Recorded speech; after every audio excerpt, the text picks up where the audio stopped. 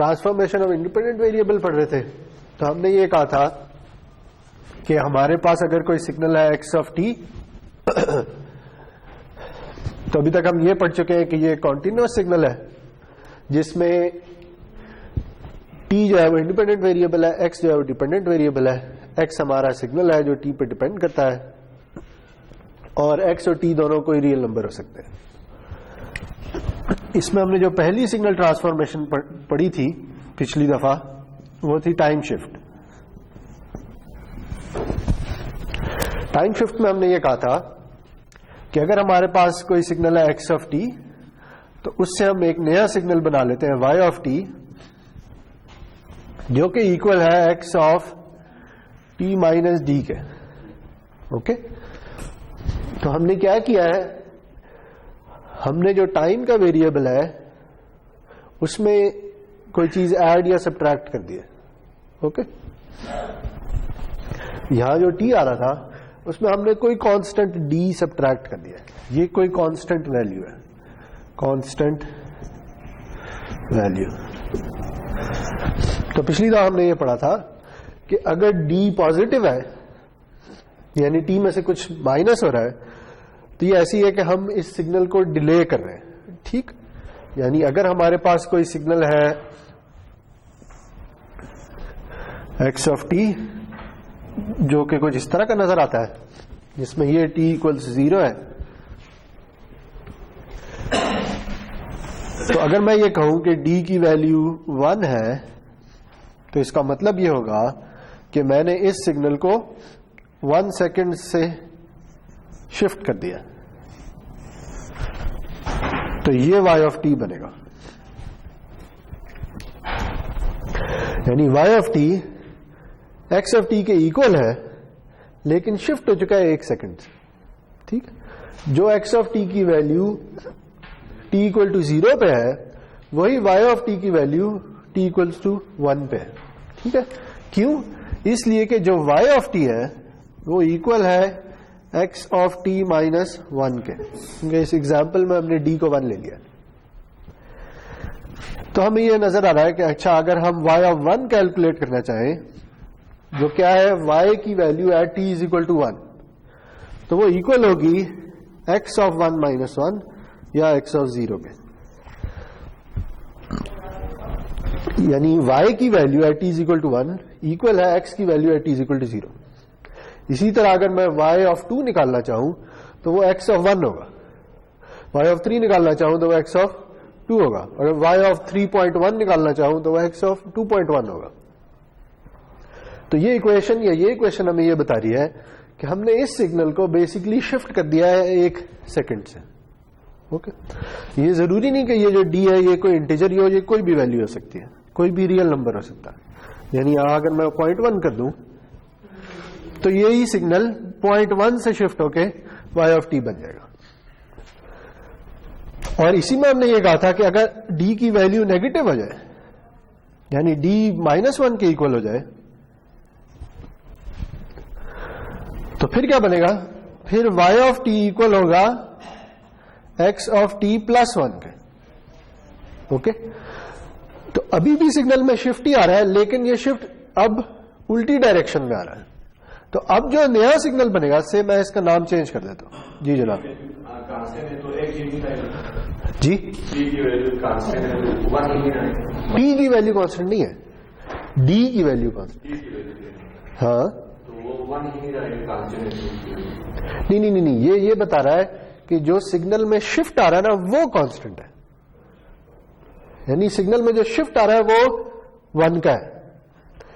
ये इसे मैं चेंज नहीं कर रहा, ये for all values of t ये 1 ही रहेगा। इसलिए तो पूरा का पूरा सिग्नल उठ के इधर चला गया। अगर ये भी चेंज होना शुरू हो जाए तो फिर तो कुछ और ही सिग्नल मिल जाएगा, फिर शिफ्ट नहीं होगा। ओके, तो अब जो z ऑफ t मैंने एक नया सिग्नल बना लिया है, वो क्या होगा? वो भी x ऑफ t ही होगा, लेकिन वो 1 से शिफ्ट हो जाएगा टुवर्ड्स लेफ्ट। तो इसे हमने कहा था जी, ये जो सिग्नल है ये है टाइम डिले। टाइम डिले क्यों है? क्योंकि जो वैल्यू 0 पे आती है वो अब वैल्यू 1 पे आती है, यानी देर बाद आती है। ओके, तो इसलिए हमने इसे कहा कि ये टाइम डिले है, और ये जो है ये टाइम एडवांस है।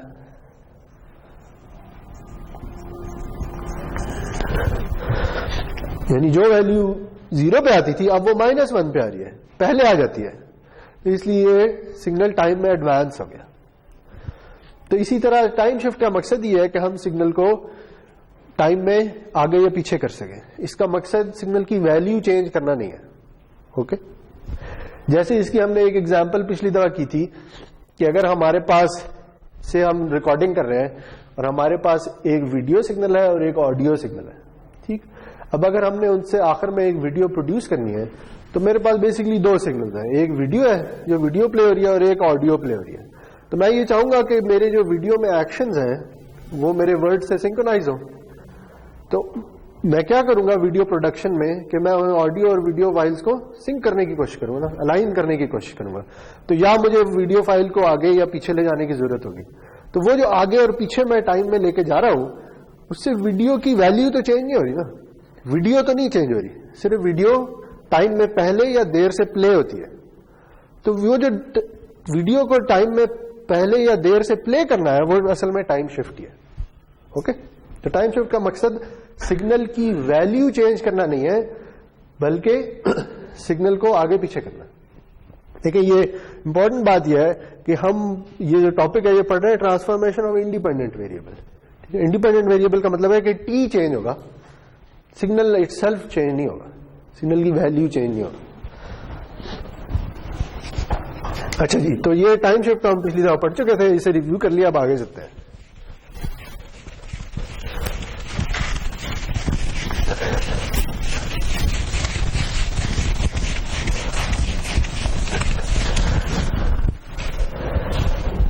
सेकेंड जो ट्रांसफॉर्मेशन हो सकती है वो है टाइम रिवर्सल की।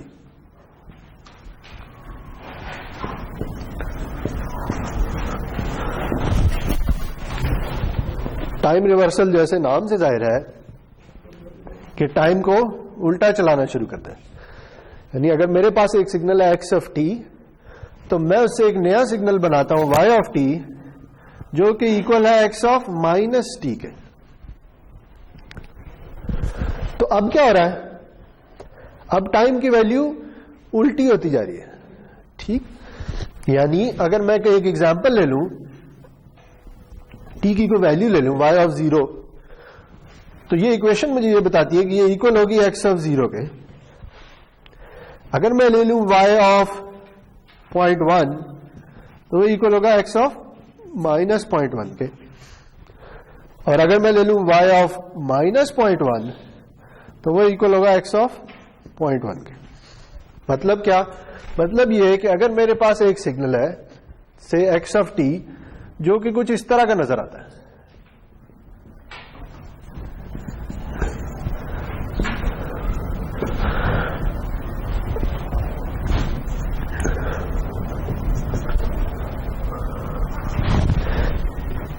ठीक है, ये सिग्नल है जिसमें ये टाइम का एक्सेस है, टाइम जा रहा है -1 से 1 तक, और जो सिग्नल की वैल्यू -1 से 0 तक 2 रहती है और उसके बाद कम होती होती 0 पे चली जाती है जब t 1 हो जाता है।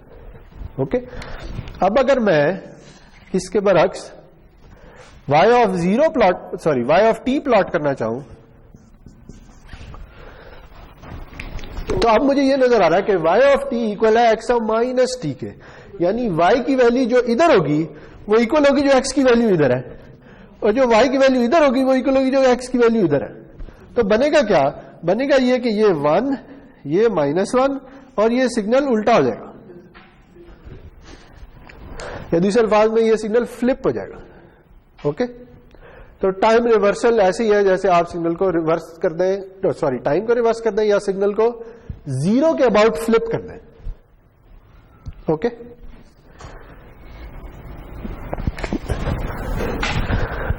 देखिए अब जो x की वैल्यूज थी उनमें कोई चेंज नहीं आई, सिर्फ वो वैल्यूज किसी और जगह प्लेस हो गई है। यानी ये वैल्यू टाइम में -1 पे आती थी, अब यही वैल्यू टाइम में 1 पे आ रही है, लेकिन वैल्यू इटसेल्फ चेंज नहीं हुई। ओके, अच्छा अगर इसकी मैं एक और एग्जांपल ले लूं,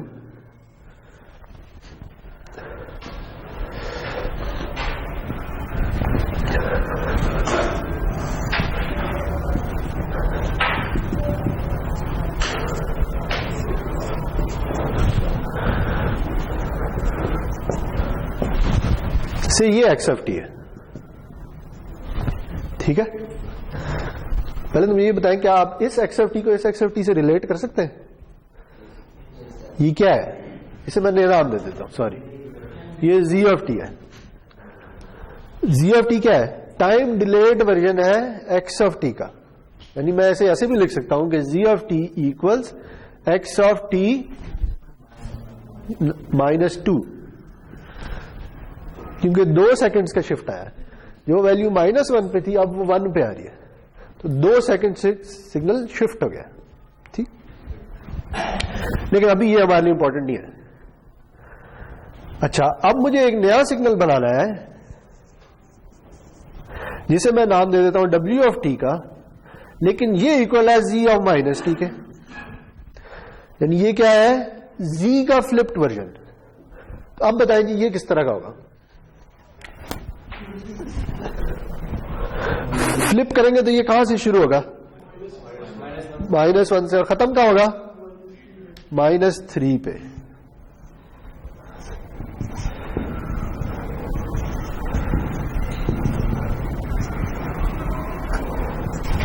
ओके, तो जो इंपॉर्टेंट बात है वो ये है कि फ्लिपिंग 0 के अबाउट हो रही है, ओरिजिन के अबाउट हो रही है, ठीक है। ऐसे नहीं है कि इस सिग्नल को पकड़े यहीं पे उल्टा करते हैं, ऐसे नहीं हो रहा।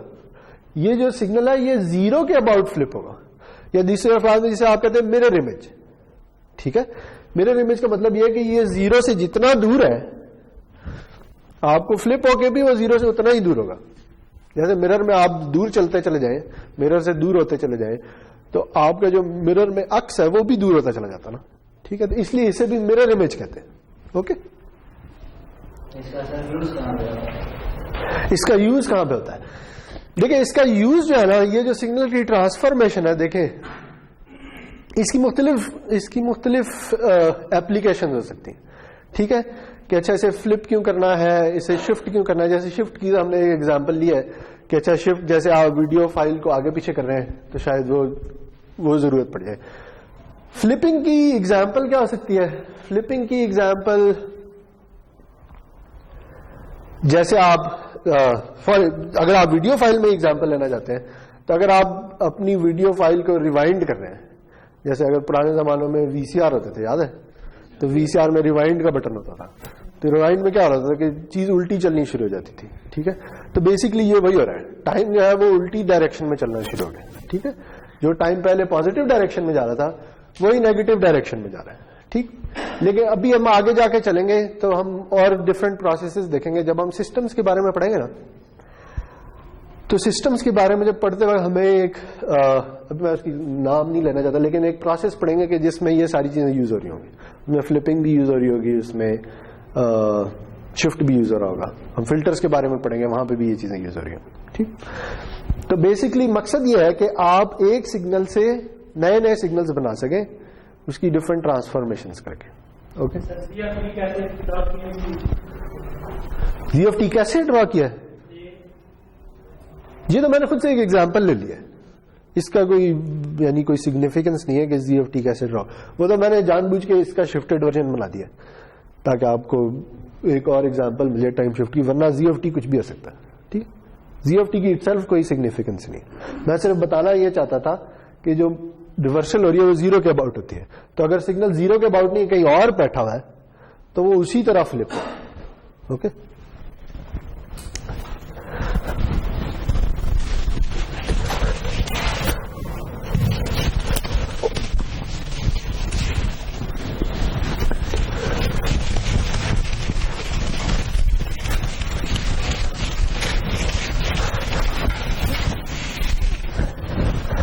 अच्छा जी, तीसरी जो ट्रांसफॉर्मेशन है वो है टाइम स्केलिंग।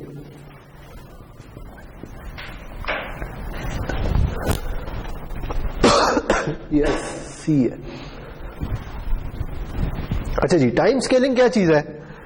अगेन अब आपके पास कोई सिग्नल है एक्स ऑफ टी, और उससे आप एक नया सिग्नल बनाते हैं वाई ऑफ टी, जो कि इक्वल है एक्स ऑफ एम टी के।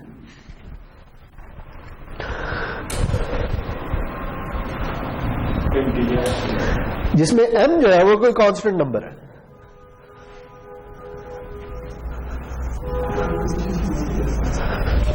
अच्छा, इसकी एक एग्जांपल ले लेते हैं।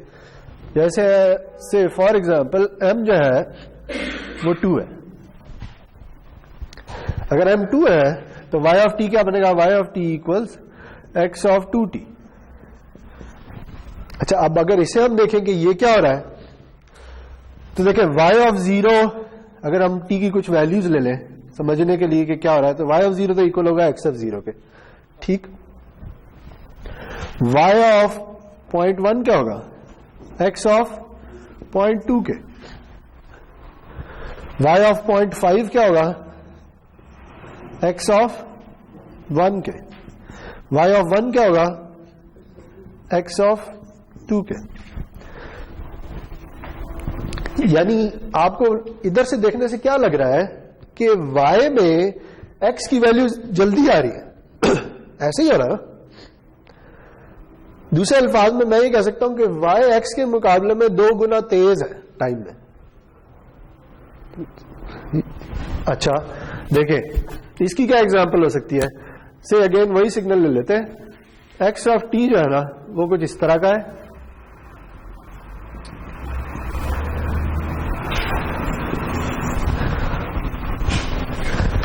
तो अब अगर मुझे y ऑफ t ड्रॉ करना है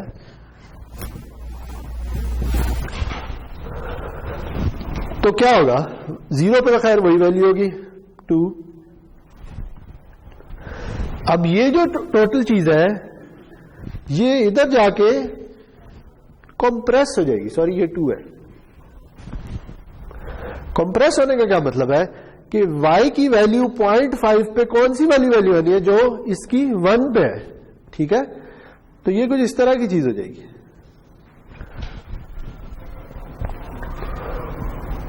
ऐसे ही नहीं है। देखिए क्या हुआ है, y1 किसके इक्वल है? x ऑफ 2 के। यानी y ऑफ 1 पे कौन सी वैल्यू आनी है? जो x की वैल्यू 2 पे थी। y की 0.5 पे कौन सी वैल्यू आनी है? जो x की वैल्यू 1 पे थी। तो क्या हुआ? टाइम तेज हो गया। टाइम तेज होने का मतलब यह है कि ये जो वैल्यू 0 से लेकर 2 तक आती थी अब वही वैल्यू 0 से 1 तक आ रही है। ठीक, इसकी अगर आप वीडियो के फॉर्म में एग्जांपल लें तो आप फास्ट फॉरवर्ड कर रहे हैं किसी चीज को। ठीक, या अगर आप किसी वीडियो को तेज चलाना शुरू कर देते हैं तो इसकी आवाज थोड़ी फनी सी हो जाती है। ऐसे ही नहीं होता? इसका ना एक और नाम भी है। देखो, अच्छा इसका नाम बाद में डिस्कस करेंगे। पहले देखें m जो है वो कोई भी कांस्टेंट वैल्यू हो सकती है। इसका मतलब क्या है कि m जो है वो 1 से छोटा भी हो सकता है। ठीक है, तो एक और एग्जांपल लेते हैं जिसमें है m 1/2। यानी अब m को ना मैंने 1 से छोटा कर दिया। तो अब क्या होगा? अब जो y ऑफ t बनेगा वो इक्वल होगा x ऑफ t/2 के। ऐसे ही है। ठीक हो गया? तो अब अगर हम कुछ वैल्यूज लें तो अगेन y ऑफ 0 तो इक्वल होगा x ऑफ 0 के। y ऑफ 0.1 किसके इक्वल होगा? x ऑफ 0.05 के। y ऑफ 0.5 क्या होगा? x ऑफ 0.25 के। y ऑफ 1 क्या होगा? x ऑफ 0.5 के। y ऑफ 2 क्या होगा?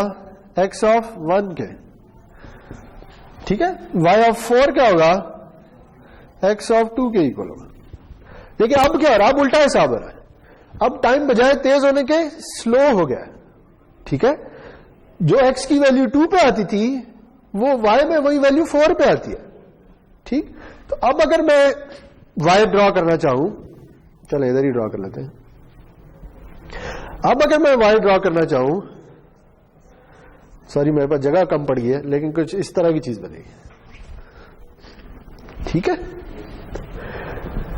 यानी वही x की वैल्यूज जो 2 सेकंड्स में आ जाती थी अब वही वैल्यूज 4 सेकंड में आ रही है। तो मैंने टाइम को स्लो कर दिया। जैसे आप, इसकी एग्जांपल पहले भी बताई थी, जैसे आप क्रिकेट का रिप्ले देखते हैं तो आप क्या करते हैं? उसी वीडियो को और उसी ऑडियो को स्लो कर देते हैं ना। तो ये भी वही चीज हो रही है। ओके, अच्छा, तो इन देखिए अब टाइम स्केलिंग में तो 2 डिफरेंट चीजें आ गई। जैसे हमने टाइम शिफ्ट में टाइम एडवांस और टाइम डिले देखा था, इसी तरह इधर या सिग्नल टाइम में कंप्रेस हो सकता है या टाइम में एक्सपैंड हो सकता है। ठीक है जी। तो इन दोनों के डिफरेंट नाम है। इसका नाम सिग्नल प्रोसेसिंग की टर्म्स में इसका एक और नाम भी जिसे कहते हैं डेसिमेशन,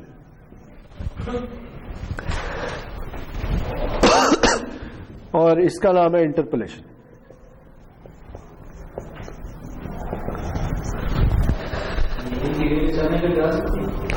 हाँ, अब सवाल यह है जी कि m की वैल्यू अगर नेगेटिव हो जाए तो फिर क्या होगा? से -2 हो जाए तो बता सकता है इधर क्या होगा? नीचे की तरफ नहीं होगा। देखिए अगेन ये याद रखें, देखिए x ऑफ t है तो y ऑफ t क्या बनेगा? x of -2t। देखिए ये इंपॉर्टेंट बात है, ये डिफरेंट चीज है और ये डिफरेंट चीज है। ठीक है, इन दोनों में फर्क है। दोनों में क्या फर्क है? देखिए इधर इंडिपेंडेंट वेरिएबल नेगेटिव हो रहा है, इधर सिग्नल की वैल्यू नेगेटिव हो रही है। ठीक है, तो हम ये नहीं कर रहे। जब m -2 होगा तो ये नहीं होगा बल्कि ये होगा, तो सिग्नल की वैल्यू नेगेटिव नहीं हो रही, टाइम का एक्सेस नेगेटिव हो रहा है। तो दो चीजें इकट्ठी हो गई है। क्या क्या हो गई है? टाइम स्केलिंग भी हो गई है और टाइम रिवर्सल भी हो गई है। रिवर्सल में यही पढ़ा था ना, टाइम का एक्सेस नेगेटिव हो जाता है, अभी थोड़ी देर पहले पढ़ा। तो इधर क्या हुआ है? इधर दोनों चीजें हो गई है, टाइम कॉम्प्रेस भी हो गया और टाइम रिवर्स भी हो गया। तो अगर मैं x ऑफ -2t ड्रॉ करना चाहूं तो क्या ख्याल है कैसा होगा? कॉम्प्रेस होगा और रिवर्स होगा।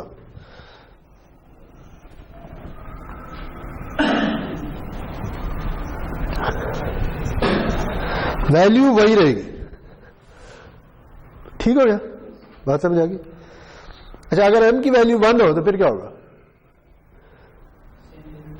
फिर कुछ भी नहीं होगा, वही सिग्नल आ जाएगा। ओके, सही जी। तो ये टाइम स्केलिंग है। सही। तो हमने तीन चीजें पढ़ी हैं ट्रांसफॉर्मेशन में, टाइम शिफ्ट, टाइम रिवर्सल और टाइम स्केलिंग। अब इन दो का कॉम्बिनेशन तो हमने देख लिया, जो कि सवाल आया था कि अच्छा अगर -2 हो जाए तो क्या होगा। तो इनका कोई भी कॉम्बिनेशन हो सकता है। कॉम्बिनेशन का क्या मतलब है वो देखते हैं।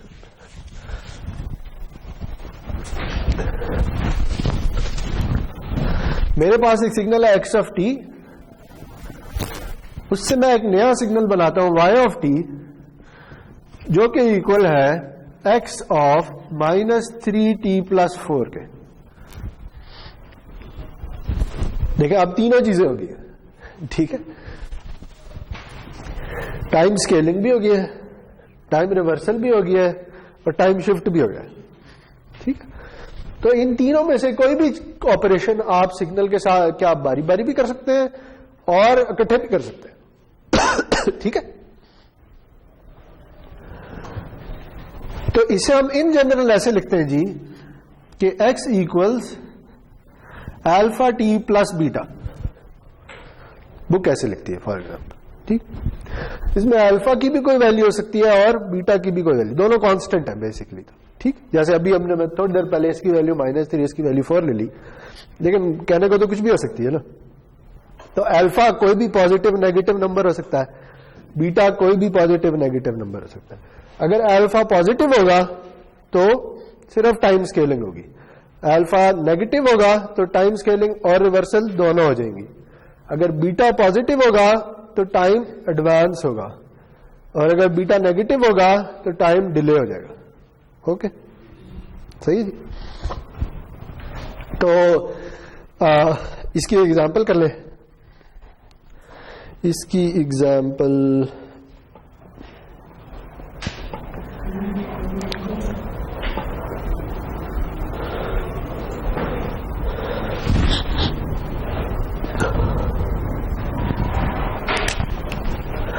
से अगेन वही सिग्नल है आपके पास,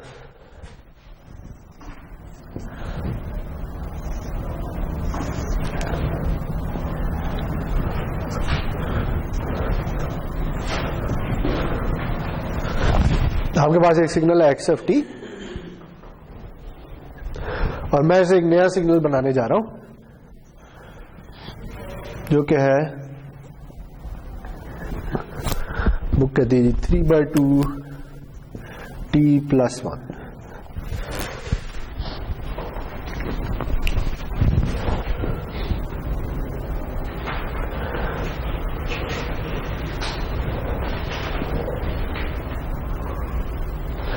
तो क्या करना है जी, आपने एक का शिफ्ट देना है और 3/2 से टाइम को स्केल भी करना है, ठीक है। तो से हम ना पहले बना लेते हैं x ऑफ t प्लस 1, पहले हम शिफ्ट दे देते हैं, ठीक है। जब हम शिफ्ट देंगे, क्योंकि ये पॉजिटिव है तो ये टाइम एडवांस है, तो ये सिग्नल 1 सेकंड पीछे चला जाएगा, ठीक है। तो ये कुछ इस तरह से बन जाएगा।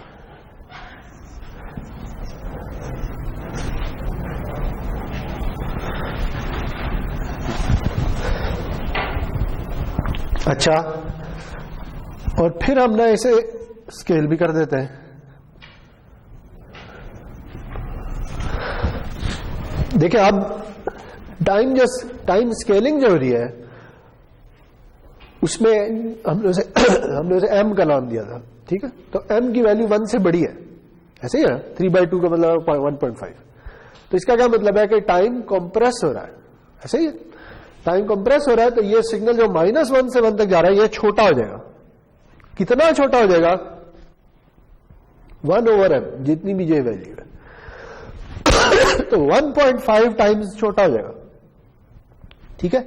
इसे करके देख लें। देखें, अगर कोई सिग्नल है y ऑफ t, वो इक्वल है x ऑफ 3/2 t के, ठीक है। तो y ऑफ से 1 क्या होगा? x ऑफ 3/2, ऐसे ही है। या y ऑफ 2/3 क्या होगा? x ऑफ 1 के, ठीक। तो कितनी कंप्रेशन आएगी? जो m की वैल्यू उसके उलट 1/m, ठीक है। जैसे अगर y ऑफ t इक्वल होता है x ऑफ 2t के, तो सिग्नल 2 टाइम्स कंप्रेस हो जाना था, ऐसे ही है ना। तो इधर सिग्नल 1.5 टाइम्स कंप्रेस हो जाएगा, ठीक है। तो जो x की वैल्यू 1 पे थी वो अब कहां पे आ रही होगी? 2/3 पे। तो ये जो 1 वाली वैल्यू है ये आ रही होगी 2/3 पे, और जो -1 वाली वैल्यू है वो आ रही होगी -2/3 पे, ठीक हो गया। तो सिग्नल कंप्रेस हो गया।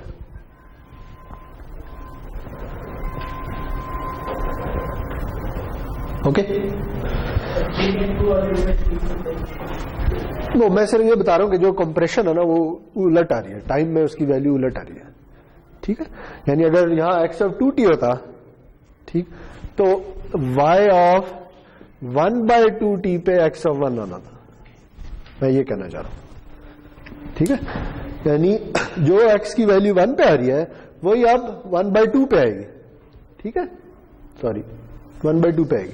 तो ये मैं ये आपको इस m से डिराइव करना बता रहा हूं कि अच्छा 2 टाइम कंप्रेस होने का क्या मतलब है कि जो 1 की वैल्यू, जो x की वैल्यू 1 पे थी वही अब 1/2 पे आ रही है, आधे पे आ रही है, ठीक है। तो इधर अगर 3/2 पे थी तो वो अब 2/3 पे आएगी, ठीक है। चले जी, तो ये ट्रांसफॉर्मेशन का तो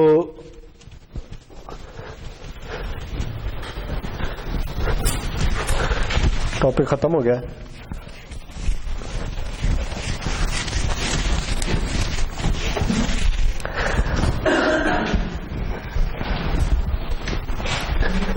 अच्छा, अब जो बात हो रही थी ना, देखिए अभी तक हमने जो कहा है वह ये कहा है कि इस पूरे टॉपिक में जो इंपॉर्टेंट बात थी वह ये थी कि ट्रांसफॉर्म क्या हो रहा है?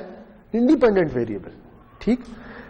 यानी जो x ऑफ t में आर्गुमेंट में चीज आ रही है, पैरेंथेसिस के अंदर आ रही है, सिर्फ वो चेंज हो रही है, वैल्यूज नहीं चेंज हो रही, ठीक। तो अब अगर कोई बंदा कहता ना कि मेरे पास एक सिग्नल है x ऑफ t और मैं इससे एक नया सिग्नल बनाता हूं y ऑफ t जो कि इक्वल है a x ऑफ t के, अब क्या हो रहा है, अब टाइम के वेरिएबल में कोई ट्रांसफॉर्मेशन नहीं आ रही, टाइम का वेरिएबल चेंज नहीं हो रहा, क्या चेंज हो रहा है, एक्स की वैल्यू चेंज हो रही है। ठीक, यानी एक्स की वैल्यू को अब हम ए से मल्टीप्लाई कर रहे हैं, तो इसे कहते हैं जी एम्पलीट्यूड स्केलिंग।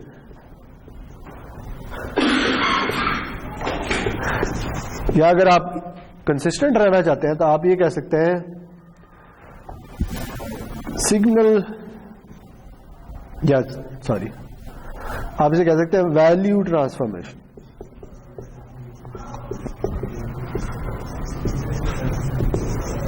यानी आप सिग्नल की वैल्यू इटसेल्फ ट्रांसफॉर्म हो रही है, इंडिपेंडेंट वेरिएबल ट्रांसफॉर्म नहीं हो रहा। तो ये तो बड़ी सादा सी एग्जांपल है जी कि अगर एक्स ऑफ टी अगेन कुछ इसी तरह का है,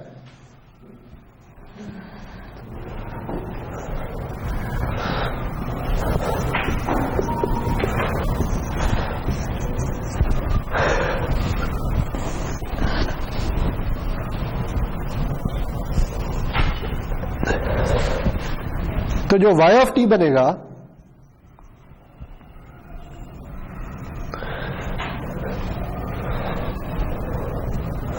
उसमें ये वाली वैल्यू क्या होगी, 2a हो जाएगी। ओके, अगर a पॉजिटिव है तो सही। जैसे मैं अगर एक एग्जांपल ले लूं कि a जो है वो 2 है, तो फिर ये वैल्यू क्या बनेगी, 4।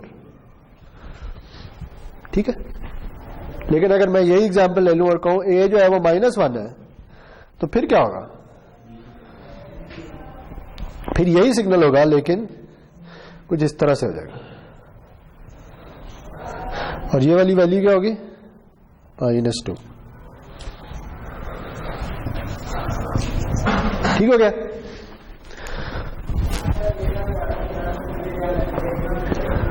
अब क्या हुआ, अब सिग्नल की वैल्यू इटसेल्फ चेंज हो गई है, टाइम का कोई फर्क नहीं पड़ा, ना सिग्नल शिफ्ट हुआ है, ना टाइम रिवर्स हुआ है, ना टाइम छोटा या बड़ा हुआ है, सिर्फ सिग्नल की वैल्यू चेंज होगी। तो इसे आम अल्फाज में से कहते हैं हमने सिग्नल को स्केल कर दिया। ठीक है,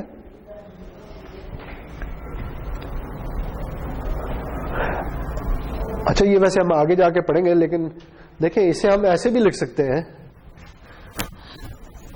इसी चीज को मैं एक और नाम भी दे सकता हूं, वो ये है कि मैंने दो सिग्नल्स को आपस में मल्टीप्लाई कर दिया है। ये आगे वैसे हम मल्टीप्लिकेशन पढ़ेंगे, लेकिन देखिए इधर क्या हो रहा है,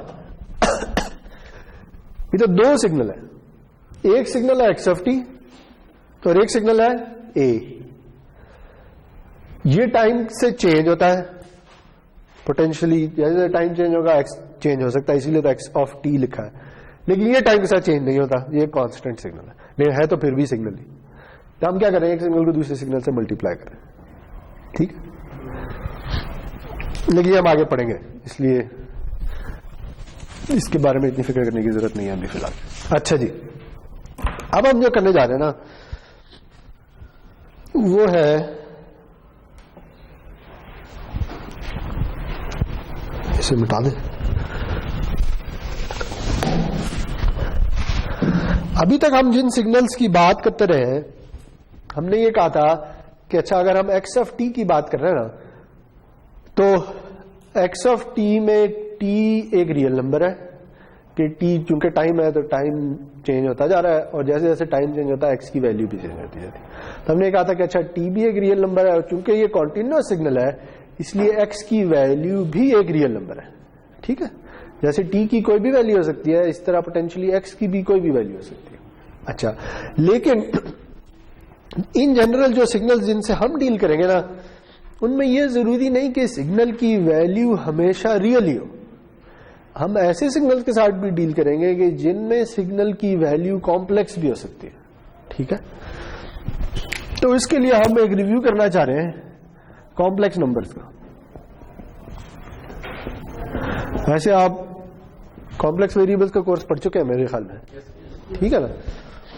तो मेन मकसद ये है कि आपको ये बताना है कि अभी तक हमने एक दो लेक्चर्स जो भी पढ़े हैं उनमें हमने एक्स को हमेशा रियल वैल्यू लिया है। ठीक है, जैसे अभी मैं ड्रॉ भी करता रहा हूं तो मैं हमेशा x की वैल्यू को एक रियल नंबर ले लेता था, लेकिन ये जरूरी नहीं कि x की वैल्यू हमेशा रियल हो, x की वैल्यू कॉम्प्लेक्स भी हो सकती है। ठीक है, तो हम थोड़ा सा रिव्यू कर लेते हैं कि कॉम्प्लेक्स नंबर क्या होता है, और फिर हम देखेंगे कि अच्छा कॉम्प्लेक्स सिग्नल्स किस तरह के होते हैं। ठीक है, तो आप वैसे पढ़ चुके हैं। तो बेसिकली होता कुछ इस तरह से है कि रियल नंबर जो होते हैं ना, वो ऐसे नंबर होते हैं कि जिन्हें हम एक लाइन पे ड्रॉ कर सकते हैं या प्लॉट कर सकते हैं। ठीक है, तो जैसे हमने एक दो लेक्चर्स पहले बात भी की थी कि अच्छा से हम एक ना इंटरवल ले लें 1 से 2, तो हम ये कहेंगे कि इस 1 से 2 में जो भी पॉसिबल नंबर हो सकता है वो रियल नंबर है। ठीक है, अच्छा तो रियल नंबर क्या हुए? रियल नंबर वो नंबर है कि जिन्हें हम एक लाइन के अलोंग रिप्रेजेंट कर सकते हैं। तो कॉम्प्लेक्स नंबर क्या होते हैं? कॉम्प्लेक्स नंबर वो हो सकते हैं कि जो एक लाइन की बजाय एक प्लेन पे प्लॉट हो सकते हैं। ठीक है, तो इनमें क्या होता है जी कि इन पे हमारे पास एक प्लेन आ जाता है बजाय एक लाइन के। ठीक है, और हम इन्हें नाम दे देते हैं कि अच्छा ये रियल एक्सिस है और ये इमेजिनरी एक्सिस है, यानी ये एक 2D प्लेन है कि जिसमें दो वैल्यूज हो सकती है। इस प्लेन पे अगर आपने कोई भी नंबर लोकेट करना है तो आपको दो नंबर चाहिए, रियल भी और इमेजिनरी भी। ऐसे ही है ना, यानी अगर मैं यहां पे एक डॉट ड्रॉ कर दूं, सही, तो इस डॉट तक जाने के लिए कहां से, यहां से, अगर आपने मैं आपको कहूं यहां से शुरू हो और इस डॉट तक चले जाए तो आपको क्या करना पड़ेगा? आप रियल के लॉन्ग इतने जाएंगे और फिर इमेजिनरी के लॉन्ग इतने जाएंगे तो आप उस नंबर तक पहुंच जाएंगे। ठीक है, तो कॉम्प्लेक्स नंबर वो नंबर होते हैं कि जो एक प्लेन पे रिप्रेजेंट होते हैं। ठीक, और हम ये नाम दे देते हैं कि अच्छा ये एक रियल एक्सिस है और ये इमेजिनरी एक्सिस है। और इमेजिनरी की जरूरत क्यों पड़ती है? इमेजिनरी की जरूरत अगर हमें यानी इमेजिनरी नंबर डिफाइन कैसे होता है? किसी नेगेटिव नंबर के स्क्वायर रूट से। ये याद है? आई या जे जैसे भी आप इसे रिप्रेजेंट करते हैं, मैं यूजुअली जे से ही ऐसे करता हूं, लेकिन इसकी डेफिनेशन क्या होती है? ये इक्वल होता है अंडर रूट ऑफ -1 के। सही है, तो इसकी जरूरत क्यों पड़ती है? इसकी जरूरत इसलिए पड़ती है जी कि हमें अक्सर अगर हम कोई सिस्टम ऑफ इक्वेशन सॉल्व कर रहे हैं तो कई दफा ऐसे सिस्टम ऑफ इक्वेशन आ जाते हैं कि जिनका कोई रियल नंबर सोल्यूशन एग्जिस्ट ही नहीं करता। ठीक है, जैसे ये लिखा x² = -1। अगर आपको पूछे कि इस पॉलिनोमियल के रूट्स क्या है तो आप कोई रियल नंबर नहीं कैलकुलेट कर सकते। ठीक है, क्यों? क्योंकि आपको अगर x कैलकुलेट करना है तो आपको -1 का अंडर रूट लेना पड़ेगा। ठीक है, तो ये जो नंबर है इसे हम कह देते हैं कि अच्छा ये जो है ना ये इक्वल है एयोटा के। ठीक है, और इसे हम कह देते हैं कि ये इमेजिनरी नंबर है। ओके, तो बेसिकली हो क्या रहा है कि जो भी इमेजिनरी नंबर है वो इस एक्सिस के अलोंग प्लॉट होगा, जो भी रियल पार्ट है वो इस एक्सिस के अलोंग प्लॉट होगा। ठीक है, तो अगर मैं आपको कहूं कि एयोटा प्लॉट कर दें, ठीक है, तो ये बेसिकली क्या है? ये है। ठीक है, तो आप इधर जाएंगे और कहेंगे अच्छा ये अगर 1 है तो ये मेरा नंबर होगा। ठीक है, क्योंकि ये आपको क्या बता रहा है? ये आपको बता रहा है कि ये नंबर प्योरली इमेजिनरी नंबर है। ठीक है, अगर प्योरली इमेजिनरी नंबर है इसका मतलब इसमें रियल पार्ट कोई नहीं है, तो रियल पार्ट 0 है। रियल पार्ट 0 का मतलब है कि आप ना इधर मूव कर सकते हैं ना इधर मूव कर सकते हैं, आप इधर ही रहेंगे। अब इमेजिनरी पार्ट कितना है उतने या ऊपर या नीचे मूव कर लें। तो अभी 1 है तो आप 1 तक चलेंगे, 2 होगा तो आप यहां चले जाते, -1 होता तो यहां चले जाते। ठीक है, तो ये तो इमेजिनरी नंबर्स की डेफिनेशन है। तो कॉम्प्लेक्स नंबर क्या होते हैं? कॉम्प्लेक्स नंबर वो होते हैं कि जिनमें रियल नंबर भी होता है और इमेजिनरी नंबर भी होता है, आप ये कह लें। ठीक है, तो बेसिकली हम जो कॉम्प्लेक्स नंबर है उसे कुछ इस तरह से डिनोट करते हैं x + jy। ठीक है, तो हम सिग्नल प्रोसेसिंग में इस कोर्स में ज्यादातर जे यूज कर रहे होंगे, आई शायद ना ही यूज करें। ओके,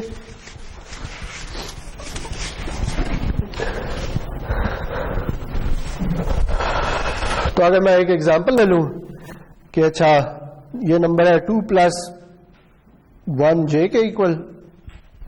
ठीक है, तो क्या मतलब है कि आपने रियल एक्सिस के अलोंग 2 जाना है और इमेजिनरी एक्सिस के अलोंग 1 जाना है, तो आपके पास ये नंबर बनेगा। ठीक है जी,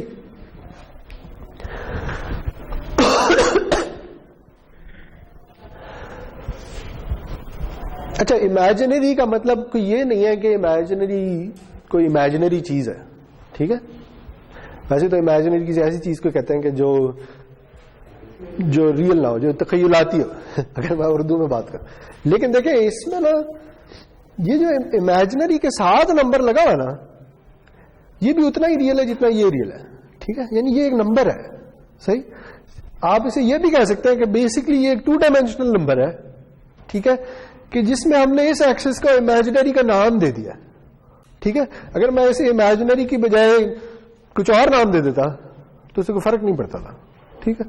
तो ये इमेजिनरी का ये मतलब नहीं है जी कि ये कोई एग्जिस्ट नहीं करती ये चीज, ठीक है।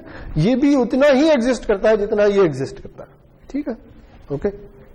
अगर आप कम्युनिकेशन सिस्टम्स पढ़ेंगे तो आपको आइडिया हो जाएगा कि इसकी एक बहुत इंपॉर्टेंट एप्लीकेशन है कम्युनिकेशन सिस्टम्स, ठीक है, कि ये रियल और इमेजिनरी दो अलग अलग क्यों चल रहे हैं। अच्छा, खैर, तो अगर अभी ये जो हमने एग्जांपल लिया जी 2 + 1 j की, तो हमारे पास जो नंबर बना है वो कुछ इधर है, ठीक है। अच्छा, अब इसी नंबर को ना, चूंकि ये एक प्लेन पे बैठा हुआ है, तो मैं इसी नंबर को एक वेक्टर से भी डिनोट कर सकता हूं, ओके। ये जो वेक्टर रिप्रेजेंटेशन है किसी कॉम्प्लेक्स नंबर की, इसे एक नाम दे देते हैं। इसे नाम क्या, इसका नाम है जी फेजर रिप्रेजेंटेशन,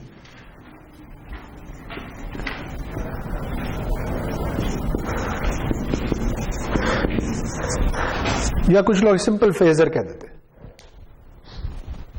यानी क्योंकि कॉम्प्लेक्स नंबर एक 2D प्लेन पे होता है, और 2D प्लेन पे आप किसी भी नंबर को ओरिजिन से एक वेक्टर ड्रॉ करके रिप्रेजेंट कर सकते हैं, तो जब कॉम्प्लेक्स नंबर को एक वेक्टर से रिप्रेजेंट किया जाता है तो उसे फेजर का नाम दे देते हैं, अच्छा, अब जब किसी वेक्टर को रिप्रेजेंट करते हैं तो वेक्टर को रिप्रेजेंट करने का ना एक और तरीका भी है। वो ये है कि आप ये बता दें कि इस वेक्टर की लेंथ कितनी है और ये वेक्टर किस एंगल पे बैठा हुआ है रियल एक्सिस से।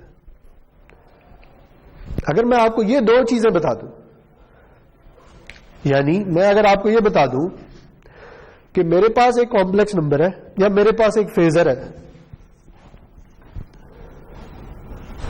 मेरे पास एक फेजर है जिसका मैग्नीट्यूड है 1 या जिसकी लेंथ है 1 और उसका रियल एक्सिस से एंगल है 45 डिग्री, तो आप क्या करेंगे, आप 45 डिग्री पे 1 लेंथ का एक वेक्टर ड्रॉ कर देंगे, ऐसे ही। तो ये जो है ये भी तो एक कॉम्प्लेक्स नंबर होगा ना। कैसे कि ये रियल के अलोंग कुछ जा रहा है और इमेजिनरी के अलोंग कुछ जा रहा है, ठीक है। इस नंबर को मैं ऐसे भी रिप्रेजेंट कर सकता हूं कि अच्छा, आप रियल के अलोंग इतने चले जाए और फिर इमेजिनरी के अलोंग इतने चले जाए, तो आप इसी नंबर पे पहुंच जाएंगे। तो पता क्या चला कि कॉम्प्लेक्स नंबर को दो डिफरेंट तरीकों से रिप्रेजेंट किया जा सकता है। या तो आप ये बता दें कि आपने रियल और इमेजिनरी के अलोंग कितना कितना जाना है, और या आप ये बता दें कि आपने एक वेक्टर ड्रॉ करना है जिसका मैग्नीट्यूड इतना है या लेंथ इतनी है और उसका रियल एक्सिस से एंगल इतना है, ठीक है।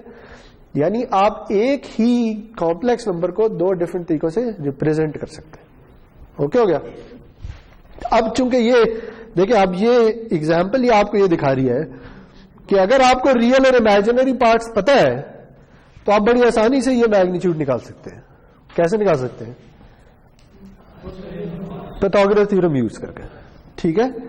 क्योंकि ये एक राइट एंगल ट्रायंगल है, ठीक है।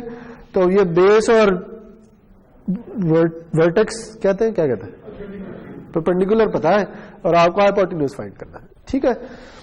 तो ये कैसे निकलेगा जी? इसे अगर मैं नाम दे दूं, इसे मैं नाम दे देता हूं m का, ठीक है। ये है x और ये है y, तो m किसके इक्वल होगा?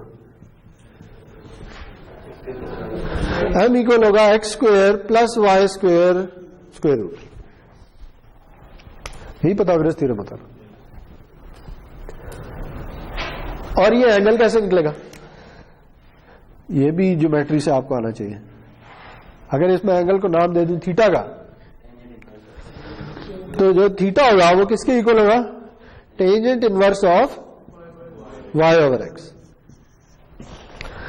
देखिए इसी ज्योमेट्री ने आपको एक तरीका बता दिया है कि आपको अगर मैं नंबर रियल इमेजिनरी में दे दूं तो आप उसे कन्वर्ट कर सकते हैं मैग्नीट्यूड एंगल फॉर्म में, और अगर नंबर दे दूं मैग्नीट्यूड एंगल फॉर्म में तो वापस रियल इमेजिनरी में भी कर सकते हैं। उसका भी एक तरीका होता है।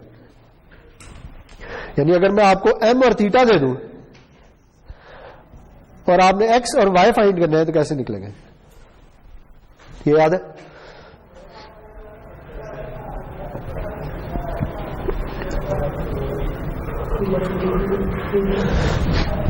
जे एक्स जो है ये इसकी प्रोजेक्शन है अलोंग द रियल एक्सिस, तो एक्स होता है एम कॉज ऑफ थीटा और वाई होता है एम साइन ऑफ थीटा।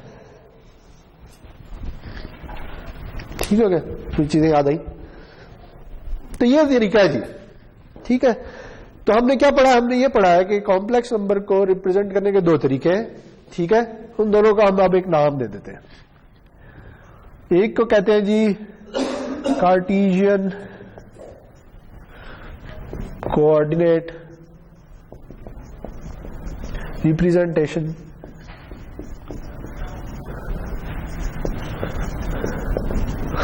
कुछ लोग इसी को कह देते हैं रेक्टेंगुलर रिप्रेजेंटेशन,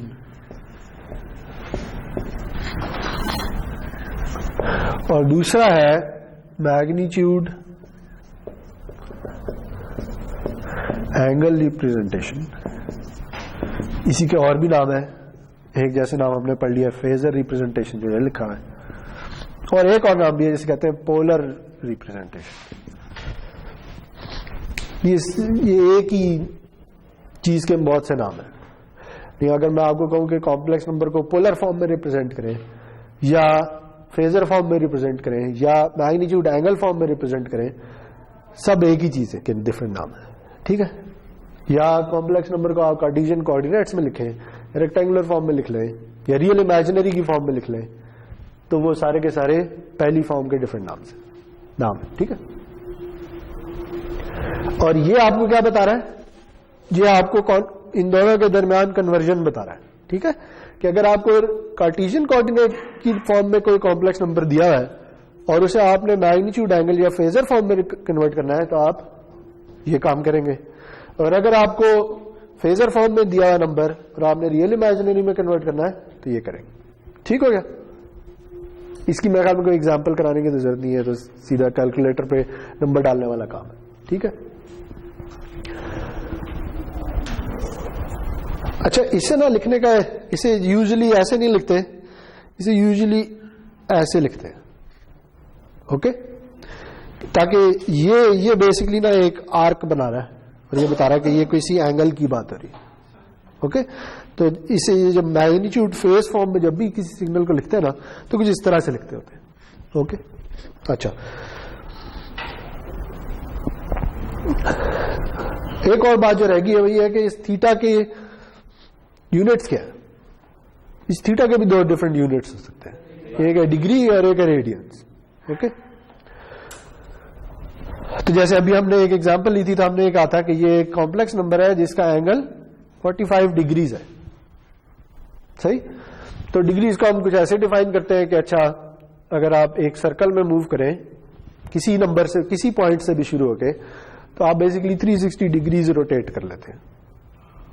ओके, जरूरी नहीं कि 0 से शुरू हो, मैं यहां से भी शुरू हूं और वापस इधर आ जाऊं तो मैं 360 डिग्रीज रोटेट कर चुका हूंगा।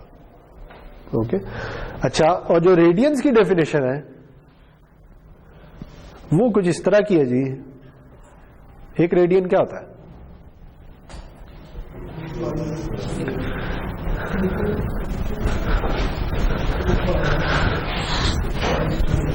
एक रेडियन वो एंगल होता है कि अगर मैं एक आर्क बनाऊं, आर्क होती है कोई दो लाइंस के दरमियान जो इंटरसेक्ट कर रही है। ठीक है, अगर मैं एक आर्क बनाऊं जिसमें ये जो इसका सर्कमफेरेंस है, सर्कमफेरेंस वैसे तो सर्कल का होता है, लेकिन अगर मैं देखें, अगर मैं एक सर्कल पे एक आर्क ले लूं, ठीक है जी, ये मैंने आर्क ले लिया है यहां से यहां तक, सॉरी यहां से यहां तक, और जो सर्कल का रेडियस है उसका सर्कमफेरेंस भी उतना ही हो, तो जो एंगल बनेगा वो 1 रेडियन होगा। ठीक है, 1 रेडियन की ये डेफिनेशन होती है। 1 रेडियन वो एंगल होता है कि जो एक आर्क बनाती है जिसमें आर्क का सर्कमफेरेंस उतना ही होता है जितना सर्कल का रेडियस है। ओके, ये 1 रेडियन की डेफिनेशन। लेकिन अगर आप रेडियन और डिग्रीज को आपस में कन्वर्ट करना चाहते हैं तो उसकी कुछ इस तरह से होती है कन्वर्जन कि अच्छा हम ये कहते हैं कि 2 पाई जो रेडियंस है, सॉरी 2 पाई रेडियन जो है वो इक्वल होते हैं 360 डिग्रीज के। ठीक है, यानी इसी डेफिनेशन को अगर आप यूज करें और एक आर्क बनाए, यानी इस आर्क को मैं बड़ा करता चला जाऊं, इतना बड़ा करूं कि ये वापस घूम के इधर आ जाए, तो अब इस आर्क का सर्कमफेरेंस क्या हो चुका होगा, जो इस पूरे सर्कल का सर्कमफेरेंस है। ठीक है, तो अगर ये 1 रेडियन था ना, तो ये जो आर्क को अगर मैं घुमाता घुमाता इधर ले जाऊं तो ये 2 पाई रेडियन हो चुका होगा। ठीक है, तो वही बात हो गई कि अगर अब मैं एक सर्कल में घूमूं तो 360 डिग्रीज घूमता हूं या 2 पाई रेडियंस घूमता हूं। ठीक है, तो बेसिकली 2 पाई रेडियंस इक्वल होता है 360 डिग्रीज के। तो अब आपको पता चल गया कि आप किसे कैसे आगे पीछे कर सकते हैं। ठीक है, तो इसमें कुछ रूल ऑफ थम्स हैं जो आपको याद होने चाहिए। फॉर एग्जाम्पल, जैसे एक ये रूल ऑफ थम्ब लिखा हुआ है कि 2 पाई रेडियंस जो है वो 360 डिग्रीज होता है, तो पाई रेडियंस क्या होगा, 180 होता है। तो ये चीजें आपको है ना, यानी कितनी यूज होंगी कि ये आधी हो जाएंगी, शायद पहले ही आती हूँ आपको। पाई बाय 2 जो है वो 90 डिग्रीज होता है, पाई बाय 4 जो है 45 होता है, पाई बाय 3 जो है वो 60 होता है। ठीक है, तो ये इस तरह के छोटे छोटे नंबर अगर याद हो तो बंदे को आसानी हो जाती है। तो 1 रेडियन क्या होता है जी, 360 ओवर 2 पाई के। ठीक है,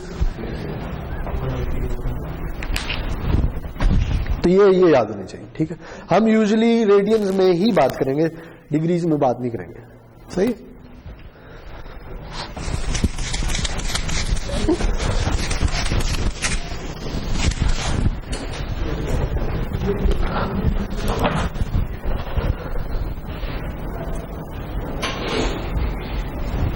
अच्छा, इसी में ना अब एक और इंपॉर्टेंट रिप्रेजेंटेशन भी है।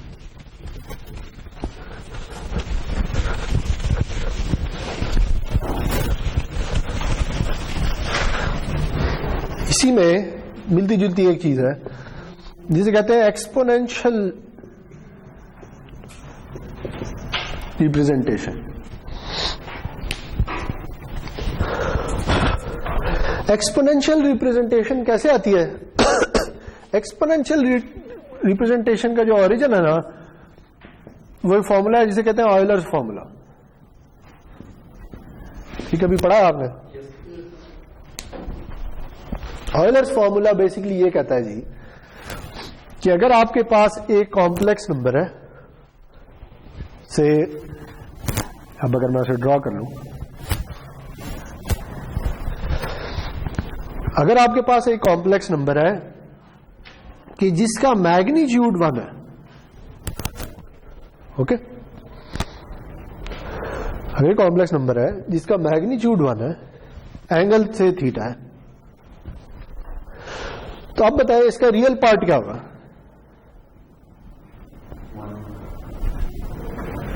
अभी पढ़ा था, लिखा था,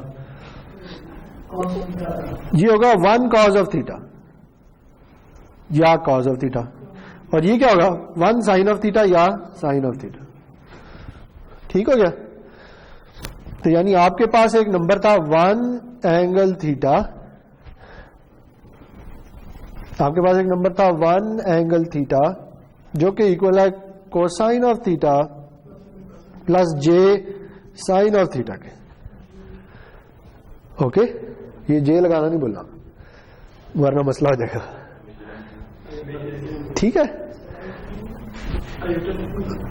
नहीं मैं जे ही लिखूंगा। ओके, अच्छा आई नहीं लिखूंगा। तो cos of theta plus J sine of theta, तो वो ये कहता है जी, ऑयलर्स फॉर्मूला ये कहता है, वो ये कहता है कि ये इक्वल होता है e raise to power j theta के। ठीक है, कि आप इसी नंबर को एक्सपोनेंशियल फॉर्म में भी रिप्रेजेंट कर सकते हैं। एक्सपोनेंशियल का मतलब है e की पावर कुछ पावर। ठीक, तो अगर मैं e की पावर कोई इमेजिनरी नंबर ले लूं, देखिए ये e की पावर अभी क्या है, एक इमेजिनरी नंबर।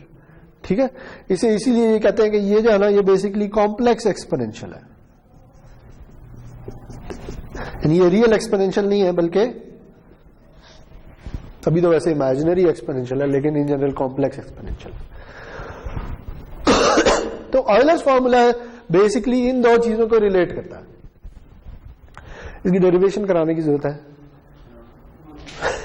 यानी ये आपको पता है, आप इससे कंफर्टेबल है या नहीं, मुझे ये बता दें। अगर कंफर्टेबल है तो फिर मुझे ये बताने की जरूरत नहीं है कि ये इसके इक्वल क्यों है। इसकी एक छोटी सी मैथमेटिकल डेरिवेशन भी है। अगर आपने कभी टेलर सीरीज, मैक्लॉरिन सीरीज पढ़ी हुई है, याद है कैलकुलस में? तो ये उसी से निकलता है। ठीक है, अगर आपको याद हो, एक साइन थीटा की एक मैक्लॉरिन सीरीज होती है, जिसे कोसाइन ऑफ थीटा की एक मैक्लॉरिन सीरीज होती है। याद है? देख लें, जल्दी से देख लेते हैं। वो मेरे पास लिखी हुई है, स्लाइड है, तो मैं जल्दी से आपको स्लाइड दिखा देता हूं ताकि आपको याद आ जाए।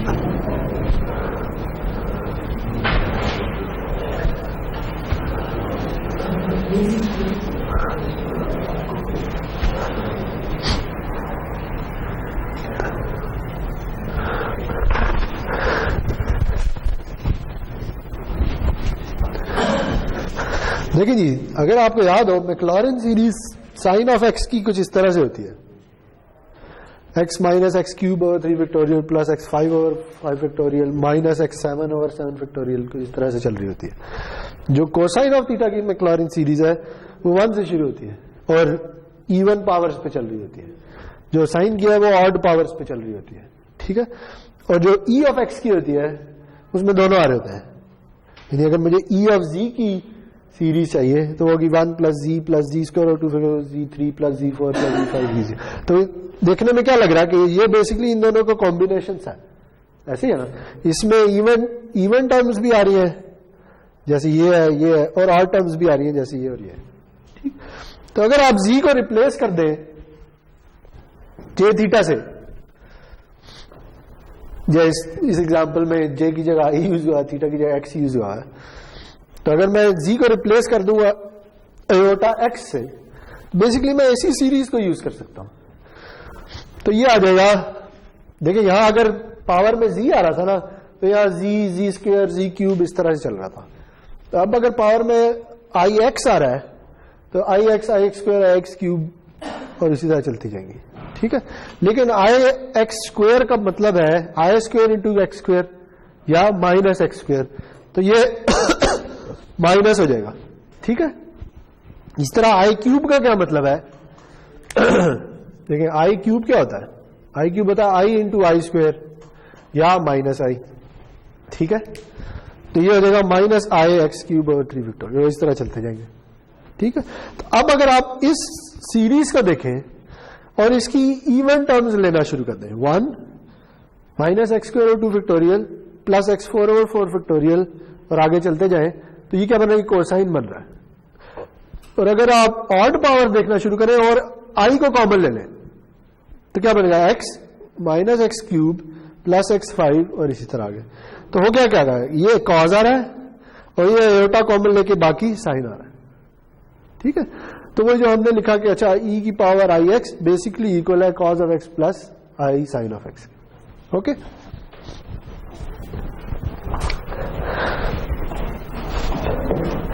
लेकिन बस इतनी ही थी, मेरे ख्याल में इससे ज्यादा स्लाइड की जरूरत नहीं है।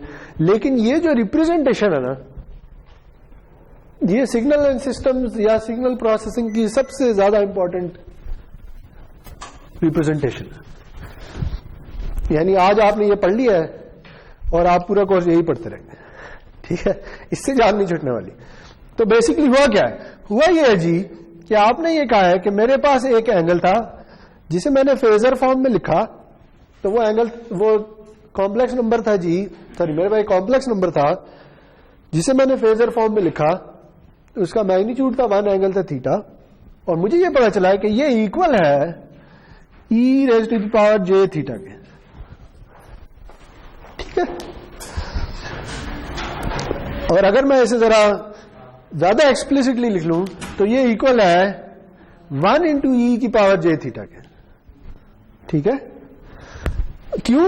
इसलिए कि अगर मेरे पास कोई नंबर होता 2 एंगल ऑफ थीटा तो क्या होना था, इधर क्या होना था,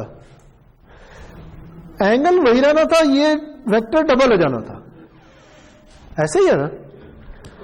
तो ये क्या बन जाता, ये बन जाता 2 कॉज ऑफ थीटा, जो कि अब ये वाली प्रोजेक्शन है, और ये क्या बनता है, ये बनता है 2 साइन ऑफ थीटा। तो इधर क्या बनेगा, इधर बनेगा 2 इंटू ई जे थीटा, ठीक हो गया।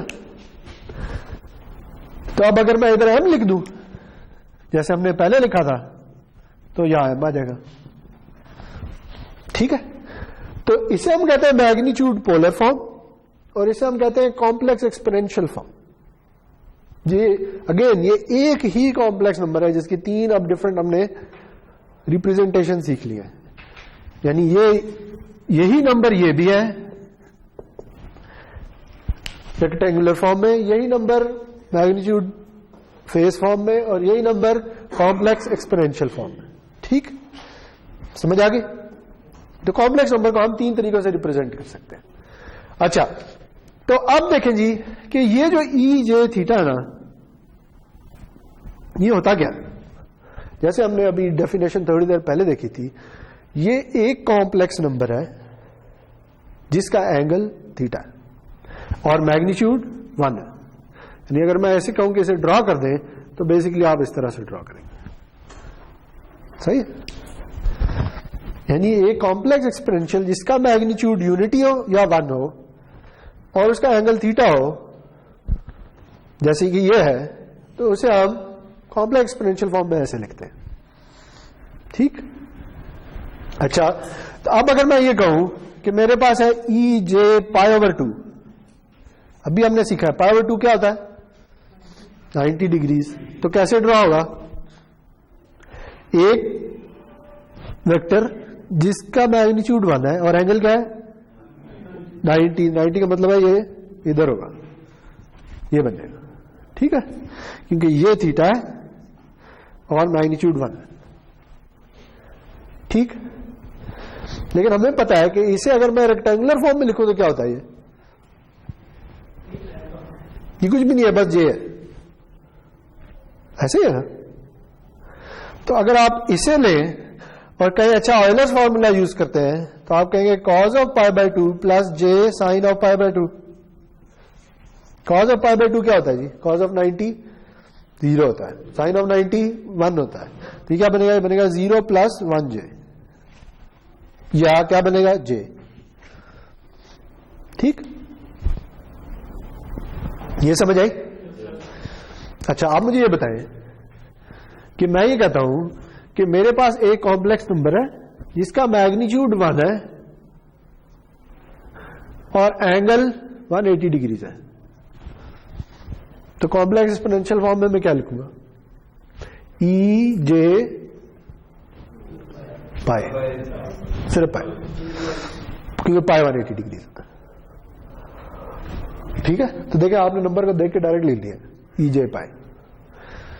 अगर मैं ये लिख दूं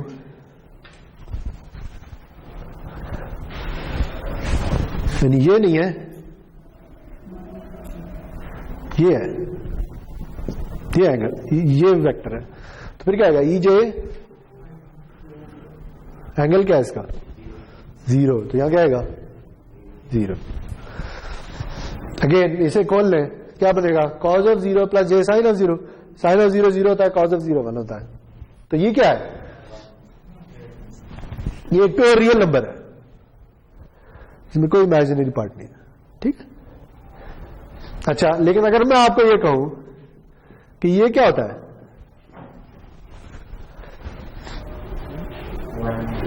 ये भी 1 ही होता है, क्यों, क्योंकि 2 पाई क्या होता है 360 डिग्री, मतलब ये कि आपने इस वेक्टर को पकड़ा और घुमा दिया 2 पाई से, तो वापस वहीं पे आ जाएगा ना, ठीक।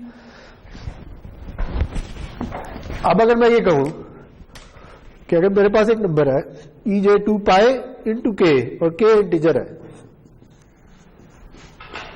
तो क्या बनेगा, तब भी 1 बनेगा, ठीक है। तो 2 पाई का कोई भी मल्टीपल ले ले, 2 पाई 4 पाई 6 पाई 8 पाई माइनस 2 पाई माइनस 4 पाई, इंटीजर होना लाजमी है, फ्रैक्शनल नंबर नहीं हो सकता, ठीक है। के को कोई भी इंटीजर ले लें, ये नंबर हमेशा 1 बनेगा, क्योंकि आप हमेशा ही 360 के गोल गोल घूमते जाएंगे, जितनी दफा भी घूमना है। यहां अगर 4 पाई होता तो आप 2 दफा घूम जाते, 6 पाई होता 3 दफा घूम जाते, अगर माइनस 2 पाई होता तो क्या करते, घूमते लेकिन उल्टी डायरेक्शन में घूमते हैं, ठीक है, यानी यूं जाते लेकिन घूमते फिर भी 2 पाई, ठीक है। तो अगर मैं ये कहूं कि मेरे पास एक नंबर है ई जे माइनस पाई बाय 4, बताइए जी कैसा होगा, पाई बाय 4 है, 45 माइनस है तो माइनस 45, तो 45 कहां होता है, दोनों के बीच में होता है ना, तो कहां होगा, ये होगा, ठीक है। ये मैग्नीट्यूड हो गया, ये एंगल हो गया, चूंकि माइनस है तो अब हम उल्टी डायरेक्शन में चलना शुरू हो गया, सही हो गया, ठीक है जी। तो ये जो कॉम्प्लेक्स एक्सपोनेंशियल रिप्रेजेंटेशन है ना, ये आपको बहुत अच्छे तरीके से आनी चाहिए, ये हर जगह यूज होगी, ओके, ठीक है। अच्छा, कितनी देर लगी यार, 10 मिनट है। अच्छा, तो अब हम ये करते हैं कि हम ना जल्दी से देख लेते हैं कि कॉम्प्लेक्स नंबर्स में अरिथमेटिक ऑपरेशंस कैसे करते होते हैं। मतलब कि अगर आपने एडिशन करनी है 2 कॉम्प्लेक्स नंबर की, ठीक है, मैं कहता हूं मेरे पास 2 कॉम्प्लेक्स नंबर हैं, एक है x प्लस जे वाई, दूसरा है v plus W Y, sorry v plus J W, और आपने इन दोनों को ऐड करना है, ठीक है।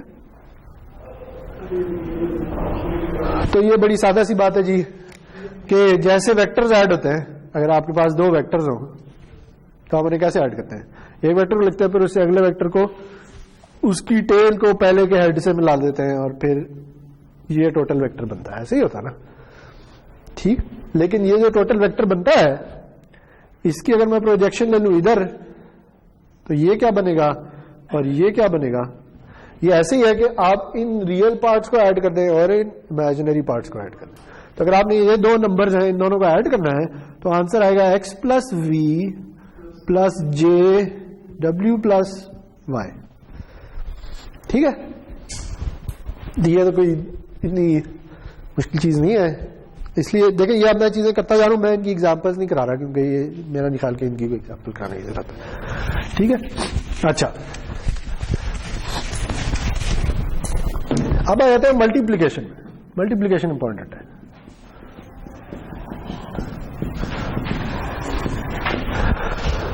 आपके पास अगेन 2 नंबर है, x प्लस जे वाई और v प्लस जे डब्ल्यू,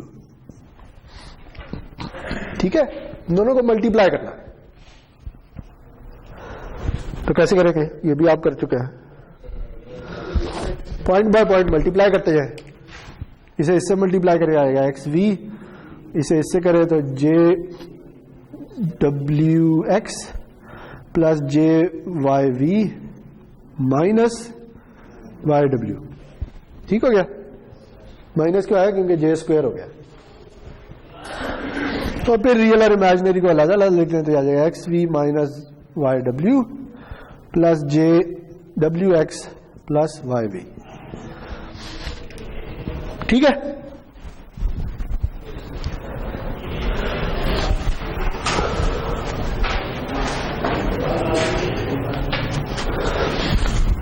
अच्छा लेकिन ना इसका एक और इंट्यूटिव तरीका भी है, वही है कि मैं ऐसे करता हूं इन्हीं नंबर्स को ना कॉम्प्लेक्स एक्सपोनेंशियल फॉर्म में लिख लेता हूं। ठीक है, तो से ये जो x प्लस जे वाई है ना, ये है m ई जे थीटा, सॉरी थीटा, सही। अब आपको पता है कि x वाई से m और थीटा कैसे निकलने हैं, ठीक है ना, तो ये पढ़ लिया है, ठीक है। वही X square plus Y square under root तो m आ जाएगा, tan inverse y over x तो थीटा आ जाएगा, और फिर इस फॉर्म में लिख लेंगे। इसे मल्टीप्लाई करना है इसके साथ, तो से इसकी जो कॉम्प्लेक्स एक्सपोनेंशियल फॉर्म है वह n e j phi, ठीक है। तो ये ना सिंपली आपस में मल्टीप्लाई हो जाएंगे। जब मल्टीप्लाई होंगे तो ये आ जाएगा m n e j theta e j phi, लेकिन जब ये दोनों मल्टीप्लाई होंगे तो क्या होता है, एक्सपोनेंट्स ऐड हो जाएंगे, तो क्या आ जाएगा थीटा प्लस फाई, ठीक है।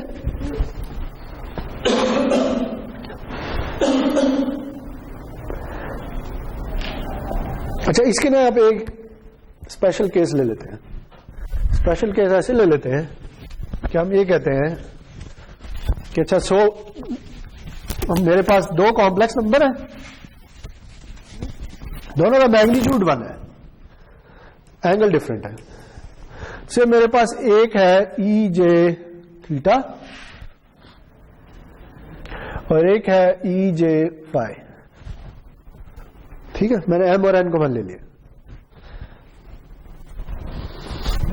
और मैं ना टू स्टार्ट विद इनकी ना कोई वैल्यूज ले लेता हूं। से जो ई जे थीटा ना वो है π/4 और जो फाई है वो है π/2, ठीक है। तो जो आंसर आएगा वो क्या आएगा, वो आएगा ई जे π/4 प्लस π/2, सही। तो देखें जी हुआ क्या है, हुआ ये है कि मेरे पास एक नंबर था ई जे π/4, तो क्या था, अगर मैं उसे ड्रॉ करूं मैग्नीट्यूड 1 था, एंगल π/4 था, तो कुछ इस तरह का बनेगा, ठीक है। π/4 45 डिग्रीज होता है। दूसरा एक और सिग्नल था या एक और कॉम्प्लेक्स नंबर था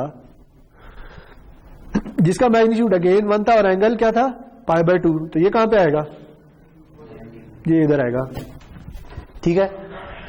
तो ये क्या है जी, ये है ई जे π/2, ठीक। ये क्या है, ये π/4 प्लस π/2, क्या बनेगा 3π/4। 3π/4 कितने डिग्रीज होता है, 135, ठीक है जी। तो ये बनेगा कुछ इस तरह की चीज, ठीक है, सही जी। तो हुआ क्या है, हुआ ये है कि आपके पास एक नंबर था, जब आपने उसे इसके साथ मल्टीप्लाई किया ना, तो इसका जो एंगल था वो इसमें ऐड हो गया, तो ये घूमता घूमता 90 डिग्रीज घूम के इधर आ गया, ठीक है। तो क्या हुआ जी कि आपके पास जो ओरिजिनल नंबर था सिर्फ उसमें फेज चेंज हो गया है, कितना चेंज हुआ है, जितना दूसरे का फेज था, ठीक है जी। इसके एक और एग्जाम्पल लेते हैं, शायद कोई इतनी अच्छी एग्जाम्पल नहीं थी। से मेरे पास ये नंबर है 2, ठीक है, और इसे मैंने कॉम्प्लेक्स एक्सपोनेंशियल फॉर्म में लिखना, बताएं जी कैसे लिखूंगा, कहां, या सॉरी मैंने इसे ड्रॉ करना है। ये क्या है, ये एक वेक्टर है जिसका मैग्नीट्यूड है 2, एंगल क्या है 0, तो ये आ जाएगा, ये करवाना है तो ये 2 आ जाएगा, ऐसे ही है। तो मेरे पास एक नंबर है जी जो ये बैठा हुआ है, सही है। अब मैं आता हूं, मैं कहता हूं अच्छा इससे मल्टीप्लाई कर दो ई जे π/4 के साथ, तो हो गया क्या, अब ये भी एक नंबर है, जब मल्टीप्लाई हो गए, इसका मैग्नीट्यूड क्या है 2, एंगल क्या है 45, तो ये क्या बनेगा, ये बनेगा वही मैग्नीट्यूड है, लेकिन एंगल क्या हो गया π/4। तो हुआ क्या है कि एक नंबर था, उसे जब हमने कॉम्प्लेक्स एक्सपोनेंशियल के साथ मल्टीप्लाई किया है, तो जो कॉम्प्लेक्स एक्सपोनेंशियल का एंगल था ना उससे ये रोटेट हो गया। ठीक है, अगर ये -π/4 होगा तो ये इधर चला जाता। ठीक है, तो जब आप किसी नंबर को एक कॉम्प्लेक्स एक्सपोनेंशियल के साथ मल्टीप्लाई करते हैं ना, तो क्या होता है, रोटेशन होती है, बस और कुछ भी नहीं होता। ठीक, क्यों? क्योंकि कॉम्प्लेक्स एक्सपोनेंशियल एक ऐसा कॉम्प्लेक्स नंबर होता है जिसका मैग्नीट्यूड 1 होता है और वो सिर्फ एक एंगल से डिफाइन हो रहा होता है। तो जब आप उसे किसी नंबर से मल्टीप्लाई करते हैं ना, तो उस नंबर का अपना मैग्नीट्यूड नहीं चेंज होता, सिर्फ एंगल चेंज हो जाता है। ठीक, तो इस नंबर का एंगल था 0, मल्टीप्लाई हुआ तो एंगल हो गया π/4। इस नंबर का एंगल था π/4, जब π/2 वाले से मल्टीप्लाई हुआ तो π/2 ऐड हो गया तो इधर चला गया। ठीक है, हाँ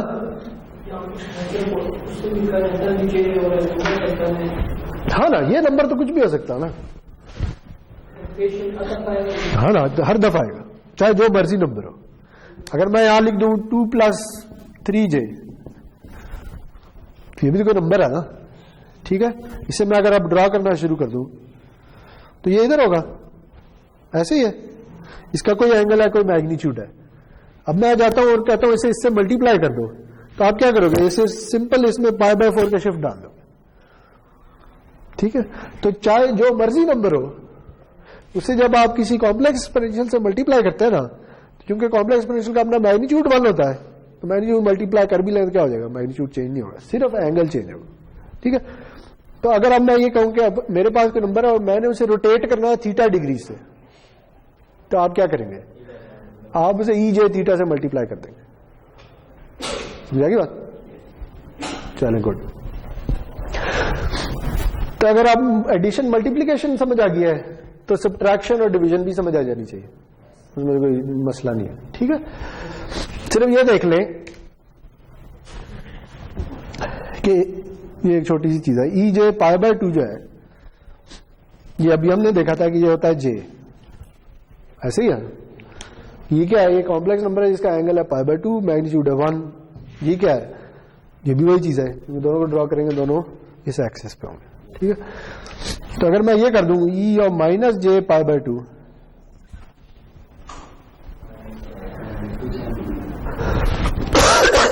तो ये क्या है, ये बेसिकली है 1/EJ π/2, या क्या है 1/j, लेकिन ये और क्या है, ये -j भी है। ठीक है, क्योंकि अगर मैं इधर माइनस लगा देता तो इधर भी तो माइनस लगा सकता। ठीक है, तो यानी ये एक ही नंबर की मुख्तलिफ फॉर्म्स है, इनसे आप फेमिलियर होना चाहिए बंदे को।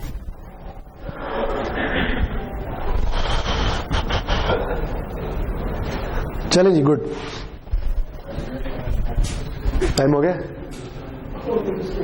हाँ चलें, अगर टाइम हो गया तो फिर तो कुछ नहीं कर सकते। ठीक है जी, बस आज का लेक्चर